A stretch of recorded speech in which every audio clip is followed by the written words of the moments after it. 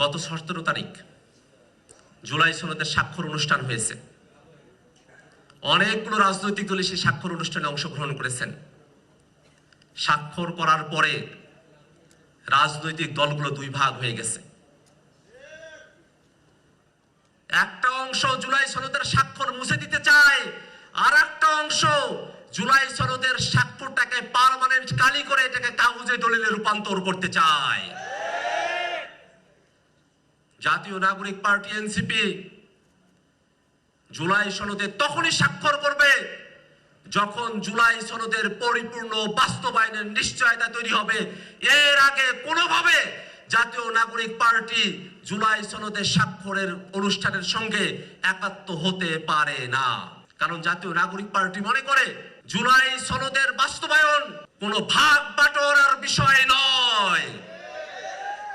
জুলাই সনদের পরিপূর্ণ বাস্তবায়নের মধ্য দিয়েই 24-এর অভ্যুত্থানে আমাদের যেসব ভাইয়েরা জীবন দিয়েছেন তাদের আকাঙ্ক্ষার কিছুটা হলেও বাস্তবায়ন করা সম্ভবপর হবে। ভাইয়েরা আমার, আপনারা দীর্ঘ সময় ধরে এখানে অপেক্ষা করেছেন। আমরা নতুন বাংলাদেশের কথা শুনেছি, আপনাদের নেতৃবৃন্দের কথা শুনেছি। সেই নতুন বাংলাদেশকে যদি আমরা গড়তে চাই, সবার প্রথমে আমাদের নিজেদেরকে গড়া প্রয়োজন। আমাদের যেসব ছাত্র নেতৃবৃন্দ আছেন, আপনাদের কর্তব্য থাকবে আপনাদের পড়ালেখায় মনোযোগী হওয়া। পড়ালেখার কোনো বিকল্প নেই। আমরা আন্দোলন সংগ্রামের সঙ্গে যুক্ত থাকবো, সংগঠনের সঙ্গে যুক্ত থাকবো, কিন্তু পাশাপাশি আমাদের প্রধান যে কর্তব্য পড়ালেখা, তার সঙ্গে আমরা নিজেদেরকে সার্বিকভাবে যুক্ত রাখব। পড়াশোনা করার মধ্য দিয়ে, গবেষণা করার মধ্য দিয়ে নতুন জাতি তৈরি করার যে মিশন, সেই মিশনে আপনাদেরকে অগ্রনায়কের ভূমিকা পালন করতে হবে। এই বাংলাদেশে রাজনীতিতে অনেক সময় পথ হারানোর মতো পরিবেশ তৈরি হবে, হতাশা আসবে, কষ্ট আসবে, কিন্তু সবকিছুকে উপেক্ষা করে বাংলাদেশের স্বার্থে, এই দেশের মানুষের স্বার্থে আপনাদেরকে রাজনীতিতে সক্রিয় থাকতে হবে। কেবলমাত্র রাজনৈতিকভাবে সচেতন একটি জনগোষ্ঠী একটি দেশকে তার স্বাধীনতা, সার্বভৌমত্বকে রক্ষা সহ সার্বিক গণতান্ত্রিক রূপান্তরের দিকে ধাবিত করতে পারে। সেই কারণে আপনাদের কাছে প্রত্যাশা থাকবে, আপনারা সংগঠন করবেন, পড়ালেখা করবেন, জনসেবার সঙ্গে নিজেদেরকে সম্পৃক্ত রাখবেন, খেলাধুলা, সাংস্কৃতিক কর্মকাণ্ডের সঙ্গে নিজেদেরকে পরিচিত করাবেন। আপনারা রাজনৈতিকভাবে সচেতন থাকবেন। এখনো পর্যন্ত এই বাংলাদেশকে নিয়ে নানা ধরনের ষড়যন্ত্র হচ্ছে।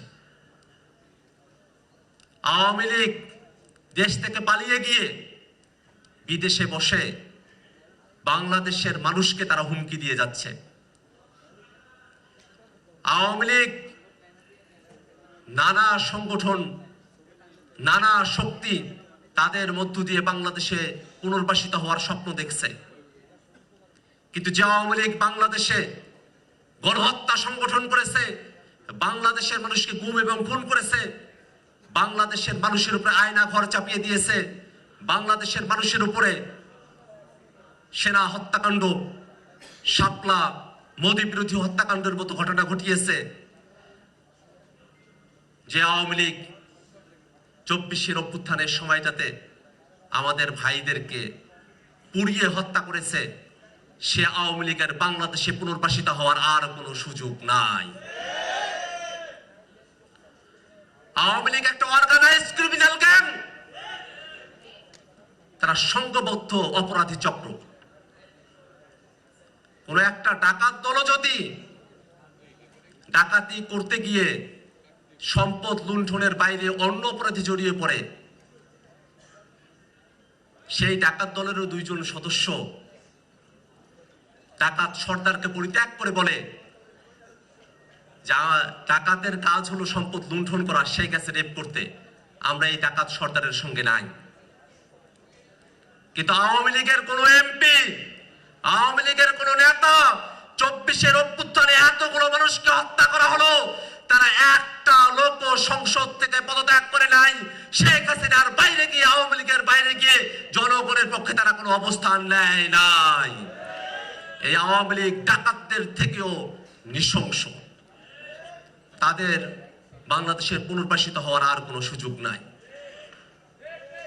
যদি তারা কোনোভাবে বাংলাদেশে পুনর্বাসিত হওয়ার স্বপ্ন দেখে, বাংলাদেশের স্বাধীনতা সার্বভৌমত্বকে তারা ক্ষুণ্ণ করতে চায়, সেই সময়টাতে আমার সামনে উপস্থিত ছাত্র নেতৃবৃন্দ, আপনাদের কাছে আহ্বান থাকবে, জীবনের সর্বোচ্চ শক্তি নিয়ে আওয়ামী লীগের বিরুদ্ধে রাজপথে হাজির থেকে বাংলাদেশের স্বাধীনতাকে রক্ষা করতে হবে।